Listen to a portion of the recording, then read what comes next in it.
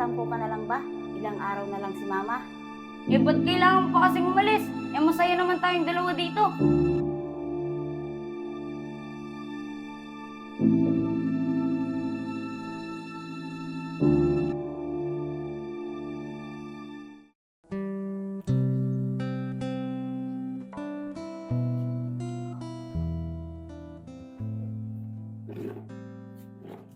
Ma, sigurado ka na ba sa decision mo?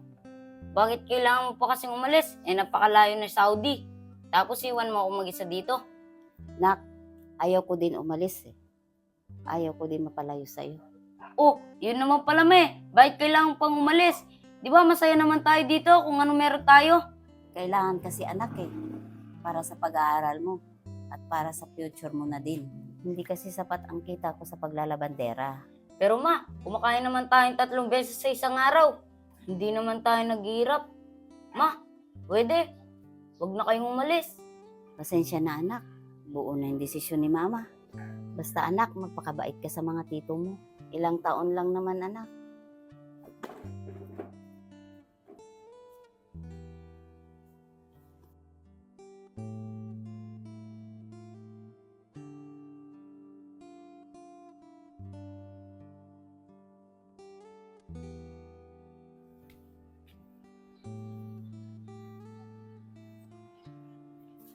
Nak!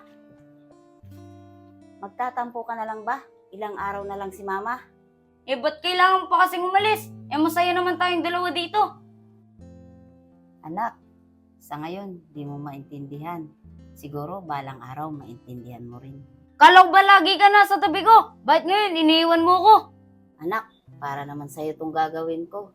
Sana maintindihan mo.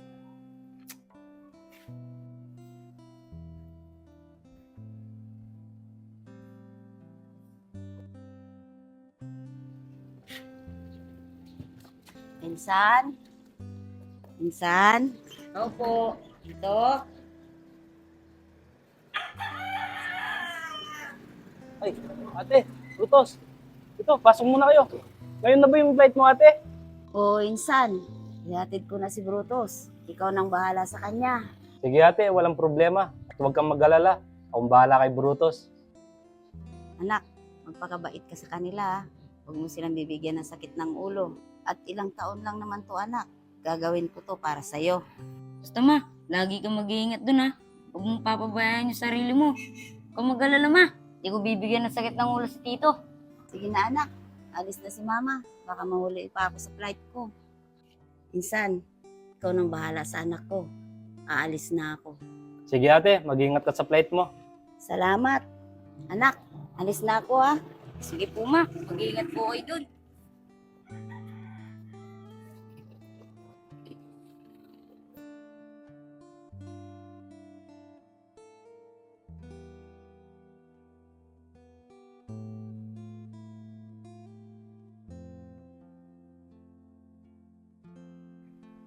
Kuya, buti pumayag kang dito tumira si Brutus.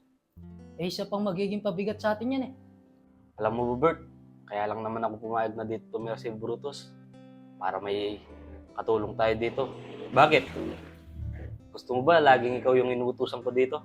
Aba, syempre hindi naman kuya. Tama nga yung decision mo na dito tumira si Brutus. Tsaka hindi lang yun, Bert. Lahat ng pinapadala ng mama niya, sa atin mapupunta. Aba, oo nga no kuya. Panigurado kada month, pinapadala niya yan kahit hindi na pala ako magtrabaho. Oh, Bert, si Brutus lang ang susi natin ngayon. Oh, paano ba?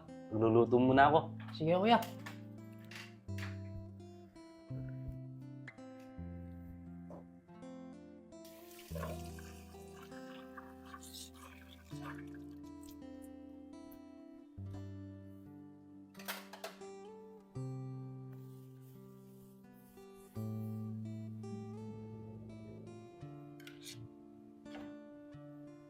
Ay, sa wakas, tapos din.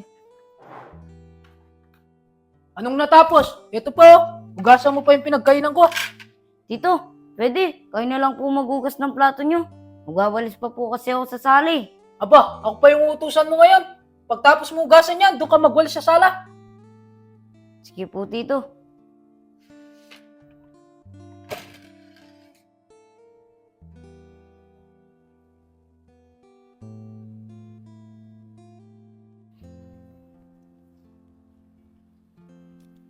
Brutus, laban mo nga muna to. Gagamitin ko mamaya. Sige po, Tito. Lagay niyo muna po dyan. Tatapusin ko lang po to. Tatapusin mo pa yan. Eh baka hindi na matuyo to. Sandali lang naman po to, Tito. Sige ha, pag hindi natuyo yan, malilintikan ka sa akin. Sige po, Tito. Sana po.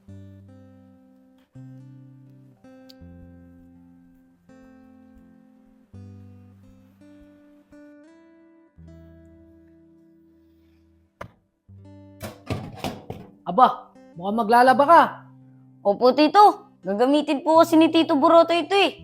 Sakto, kasabay na tong uniform ko sa trabaho. Pero Tito, tatapusin ko muna po to. Di pa po kasi ako natatapos sa winawalis ko eh. Gusto niyo po, Tito, kayo na po maglaban yan. Napaka-reklamador mo naman. Para pasabay lang, wala akong susutin bukas sa trabaho. Pero po, Tito, Laban mo na lang, huwag ka na marami sinasabi.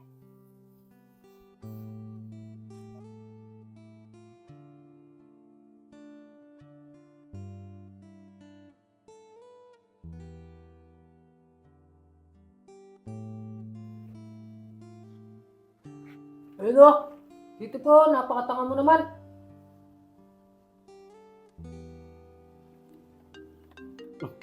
Tumatawag yung mama ni Brutus. Tus, kuha muna dito. Hello, ate. Hello, kumusta na kayo dyan? Ang anak ko, kumusta na? Okay lang naman kami dito, ate.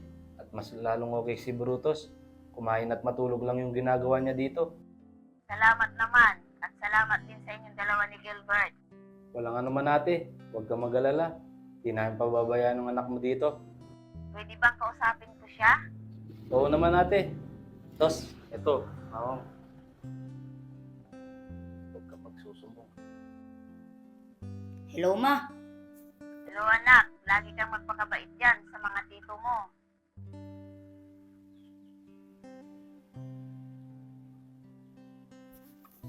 Opo ma. Tumulong ka din sa mga gawaing bahay dyan. Nakakahiya naman sa mga tito mo. Kahit hindi na, ate. Nandito naman si Gilbert eh. Kayang-kaya na yung mga gawain dito. Nakakahiya naman kay Gilbert. Wala yun ate, kayang-kaya ko naman yung mga gawain dito sa bahay. O sige na, tawag na lang ako ulit. Sige, ate. Ingat kayo dyan ha. Anak, mag-ingat kayo dyan. Opo ma. Ingat po kayo dyan. Sige na. Sige, ate. Sana to? Tapusin mo na yan. Akala ko magsusumbong eh.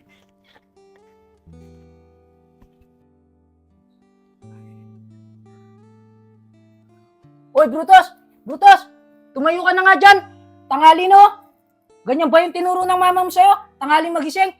Dapat nga maaga ka magising eh. Para pagluto mo kami. Para may pakinabang ka naman. Pasensya na po, Tito. Napagod po kasi ako kahapon. Dami ko pong ginawa. Aba, mukhang nagre-reklamo ka. Malamang ikaw lang yung uutusan dito. Dahil nagkikitira ka lang. Sakit niyo naman po magsalita, Tito. Ba, totoo naman ah. Nagkikitira ka lang dito. Sige na, tumayo ka na dyan. Hugasin mo na yung pinagkainan namin doon. Opo, Tito.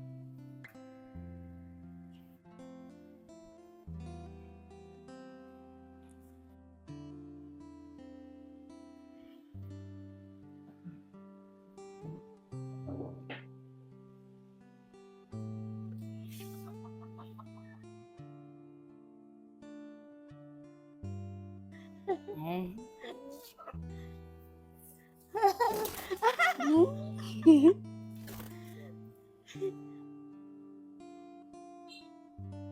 Ma, miss na po kita.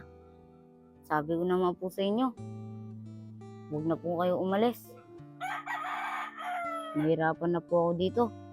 Ma, sana, umuwi na po kayo.